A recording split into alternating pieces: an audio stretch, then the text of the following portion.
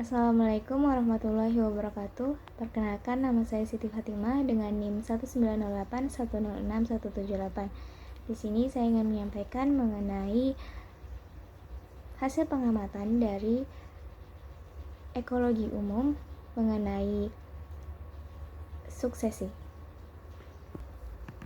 Suksesi merupakan hasil dari tumbuhan itu sendiri, dalam artian bahwa tumbuhannya ini berbeda dalam daerah itu pada waktu tertentu, di mana dapat mengubah lingkungan sekitarnya. Nah, suksesi tumbuhan adalah pergantian suatu komunitas tumbuh-tumbuhan oleh yang lainnya. Hal ini dapat terjadi pada tahap integrasi lambat ketika tempat tumbuh mula-mula sangat keras sehingga sedikit tumbuh pada tumbuhan di atasnya. Atau suksesi tersebut dapat terjadi sangat cepat ketika suatu komunitas dirusak oleh suatu faktor seperti api, banjir, atau epidemi serangga dan digantikan oleh yang lainnya. Nah, komunitas klimaks ditandai dengan tercapainya homeostatis atau keseimbangan, yaitu suatu komunitas yang mampu mempertahankan kestabilan komponennya dan dapat bertahan dan dari berbagai perubahan dalam sistem secara keseluruhan. Di sini saya ingin menyampaikan mengenai hasil pengamatan dari analisis artikel berita mengenai dampak erupsi gunung berapi terhadap vegetasi dan ekosistemnya. Nah, tahap-tahapan suksesi yang terjadi. Nah, suksesi primer dan regenerasi vegetasi yang terjadi di atas aliran lahar tebal seperti yang dapat dijumpai di kawasan sekitar Gunung Batur, Bali membutuhkan waktu yang cukup lama. Kurang lebih 1 tahun setelah erupsi gunung tersebut diperkirakan hanya 10% permukaan tanah di sekitarnya yang diselimuti rerumputan hijau atau ditumbuhi rerumputan hijau seperti terma atau tumbuhan dengan batang lunak yang tidak berkayu, semak, belukar, dan tunas-tunasan pohon yang terkena dampak erupsi.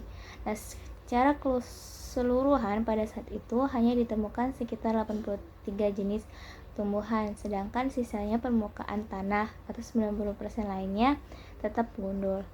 Nah, penyebab terjadinya ini karena debu vulkanik yang berdampak terhadap pada tumbuhan.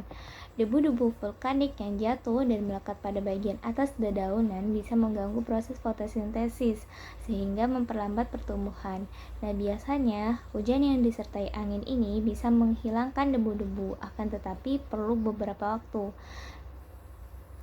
Nah, beberapa jenis tumbuhan yang tidak dapat beradaptasi terhadap kondisi vulkanik ini akan mati, sedangkan beberapa jenis tumbuhan dengan karakter fisiologi yang khusus mampu beradaptasi dengan kondisi ini dan bertahan bahkan mampu berkembang biak. Nah, di Gunung Merapi misalnya untuk beradaptasi dengan Wildus gembel yang membakar vegetasi, beberapa jenis tumbuhan seperti pohon casuarina memiliki kulit batang yang keras dan tebal untuk melindungi dari suhu yang panas dan tinggi. Lainnya seperti pinus justru memanfaatkan api dan suhu yang tinggi ini untuk membantu perbanyakan anakan. Nah, suhu tinggi ini ikut membantu memecahkan kulit biji pinus yang keras sehingga biji dapat berkecambah dan menjadi samai atau anak baru. Dapat disimpulkan bahwa ekosistem memiliki elastisitas dan bisa diperbaiki sendiri pasca atau terkena gangguan alam.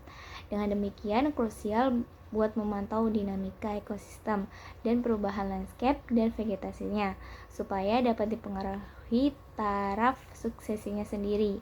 Apabila suksesi progresif, itulah yang diharapkan. Namun sebaliknya, bila suksesi terhambat, perlu dilakukan hegemoni ekologi dengan restorasi ekosistem buat membarui arah suksesi dan meningkatkan kecepatan laju suksesi itu sendiri.